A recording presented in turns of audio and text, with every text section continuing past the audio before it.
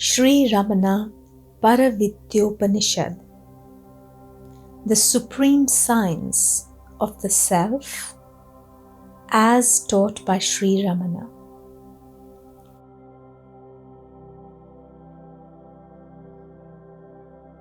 The nature of devotion to the Guru is explained next. Only that devotion to the Guru is good which is rendered to a sage Guru, and which regards him as identical with God. Only by such devotion does one attain freedom from delusion. Truly, the sage is not other than God.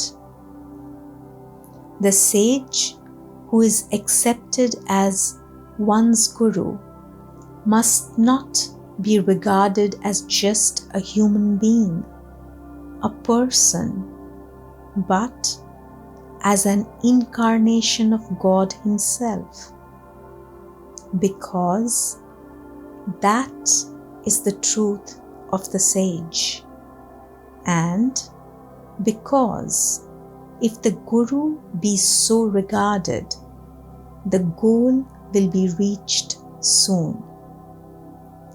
This point will be explained in detail later. The sixfold endowment mentioned in verse above is next enumerated. Mental calm, sense control, withdrawal from worldly pursuits, fortitude, faith in the words of Guru, steadiness in sadhana. These 6 are prescribed for the aspirant, and through these his mind will remain firm in the quest. These will come and ripen if the aspirant persists in efforts to make the quest. Faith, of course, must be present from the very beginning. Faith should be understood as adherence to conclusions arrived at rationally, not blindly. All items of this endowment, especially the first 2, depend upon the practice of abstemiousness in eating, a discipline that is usually neglected. Bhagavan has said that eating the minimum of wholesome food of the sattvic quality, is necessary for sadhakas. The policy of living to eat was expressly condemned by him in a Tamil verse, of which the following is a rendering in Sanskrit. The stomach is represented as accusing the eater, the soul as a violator of the law of fairness to the digestive organs.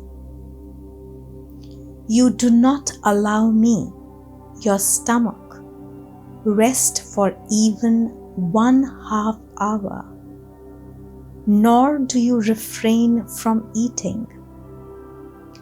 For even half an hour at a time, you do not care to take note of the suffering you inflict on me, which is beyond bearing.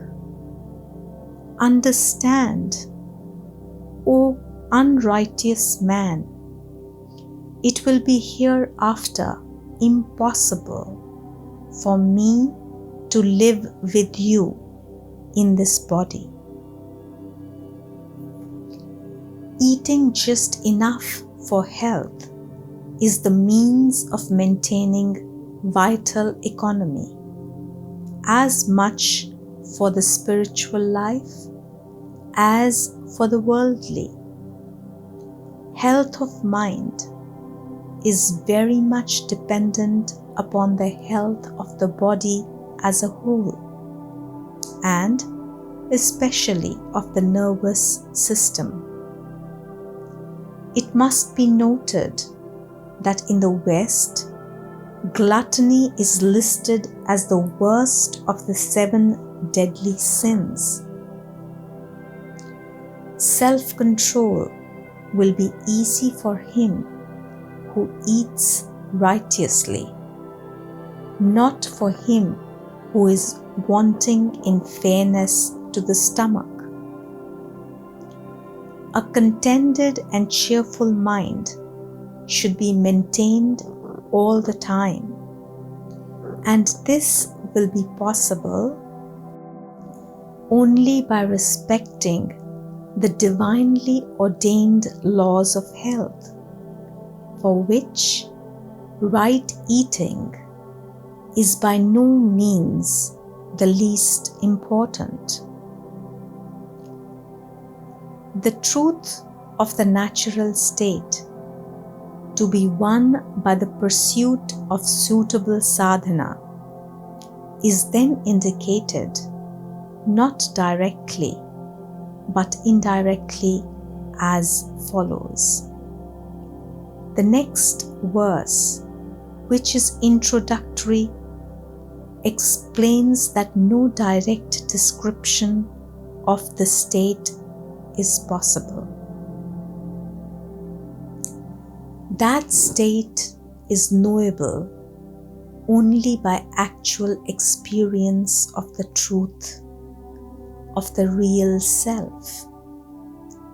It is indicated in the sacred lore only by negations. Not so, not so.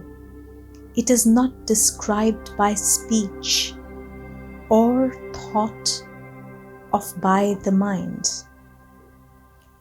Even the primal Guru Dakshinamurti taught it only by silence. The primal Guru was God himself as Dakshinamurti, who taught the 4 sages, Sanaka and the rest, by silence alone. The real self, Bhagavan, has repeatedly said, is the eternal subject who cannot be objectified, being the self of him that seeks to objectify him.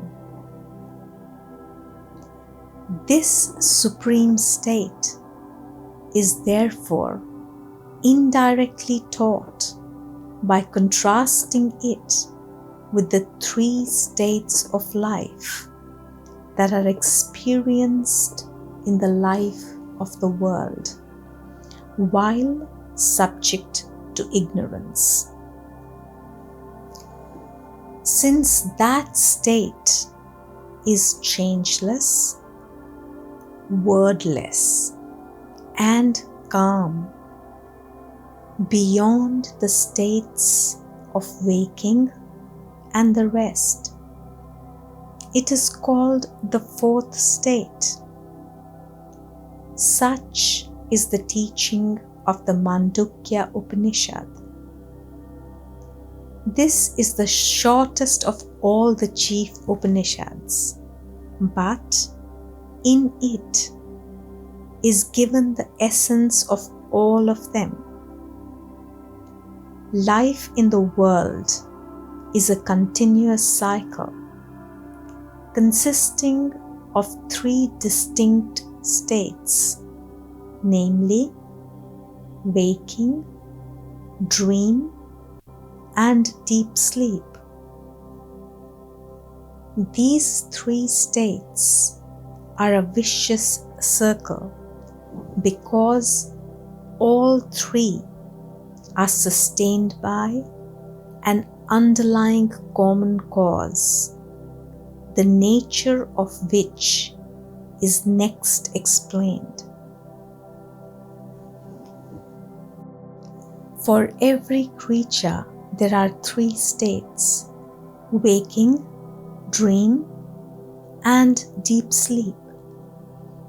Sustaining these three, there is another sleep, the sleep of ignorance. This ignorance of the self is the common factor in all the three, without which the vicious circle of the three states would come to an end. This means that for the one who has transcended the ignorance, the three states do not exist.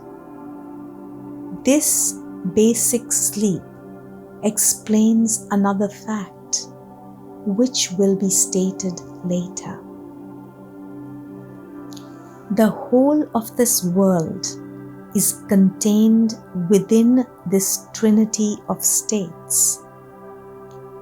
The reality of the fourth state, which is worldless, transcends these three states.